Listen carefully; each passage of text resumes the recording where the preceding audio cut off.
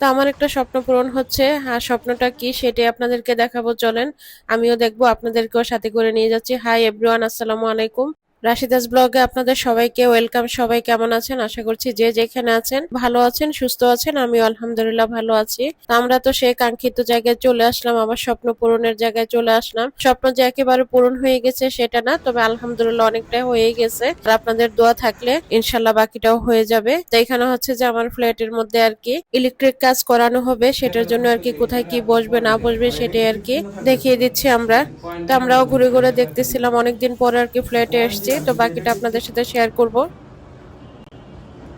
এটা হচ্ছে আমার একটা স্বপ্নের ফ্ল্যাট, হবে পুরোপুরি তো এখনো হয় না, জাস্ট কাজ চলতেছে। তো এটা হবে আমাদের মেইন গেট। এখানে আমাদের একটা কেচি গেট বসবে, তারপরে এখান থেকে এখানে এসে আমাদের মেইন দরজাটা হবে এখানে।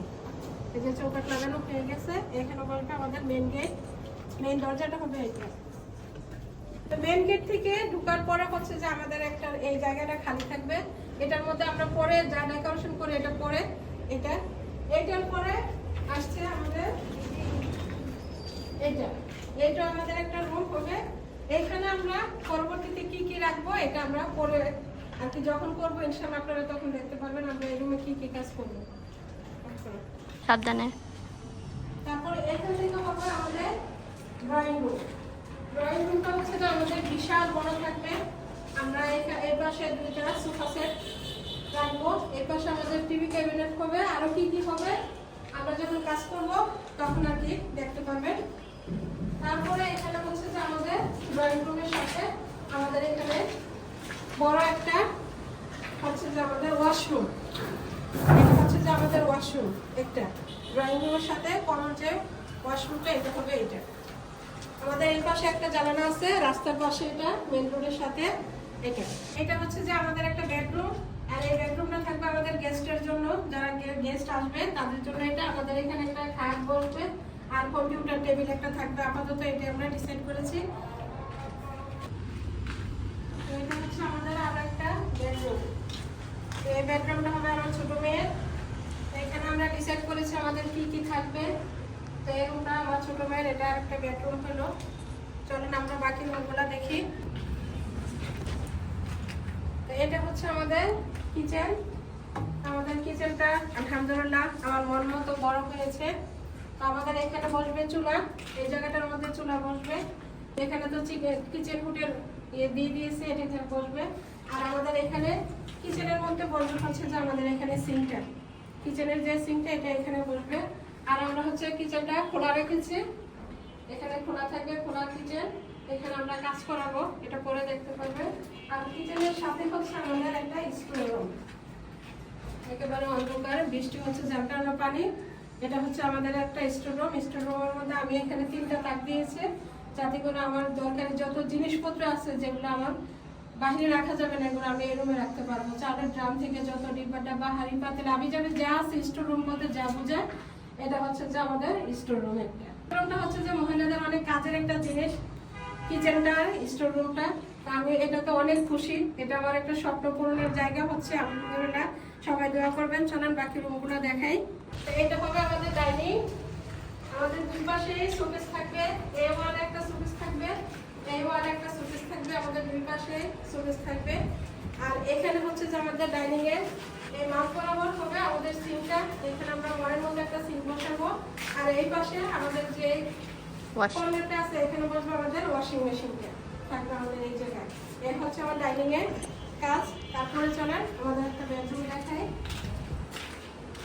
এটা হচ্ছে আমাদের আরেকটা বেডরুম, যেটা কিনা হবে আমার বড় মেয়ের জন্য। এটা মেয়ে তো বিয়ে হয়ে গেছে আলহামদুলিল্লাহ, তারপর যখন আসবে মেয়ের রুম তো থাকতেই লাগবে, যার জন্য এটা হচ্ছে আমার বড় মেয়ের রুম। এখানে সুন্দর মেয়ের রুমের সাথে এখানে জানালা থাকবে, এ পাশে আমাদের বারান্দা থাকবে। বারান্দার মধ্যে আমরা কিচেনের মধ্যে আমাদের ঠাই থাকবে, এখান থেকে বারান্দা পর্যন্ত আমাদের এখানে দরজাটা ঠাই হবে এখানে। তো এই হচ্ছে আমাদের একটা বেডরুম। চলে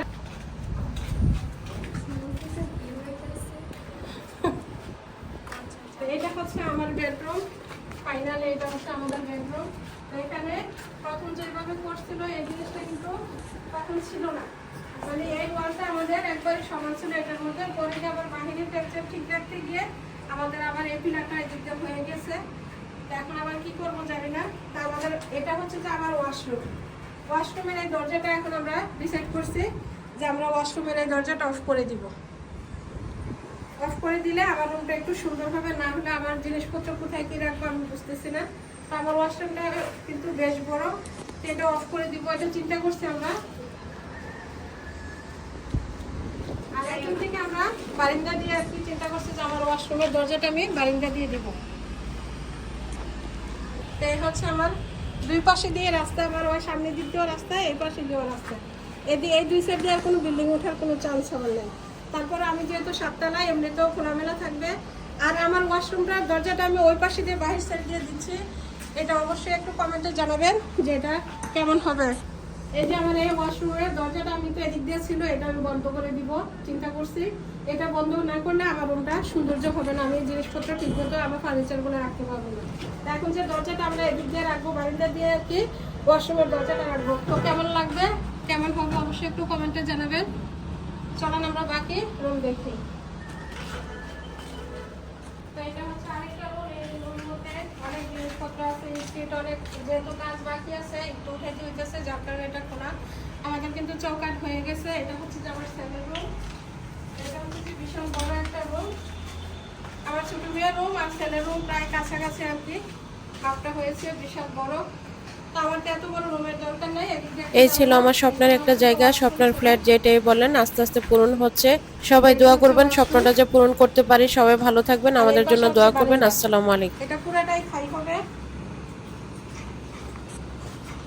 জায়গাটা। তো এই ছিল আবার, এটা ছিল আমাদের পুরোটা ফ্ল্যাট। তো যখন কমপ্লিট হবে তখন আরো দেখতে পারবেন আমাদের কি কি কাজ হবে।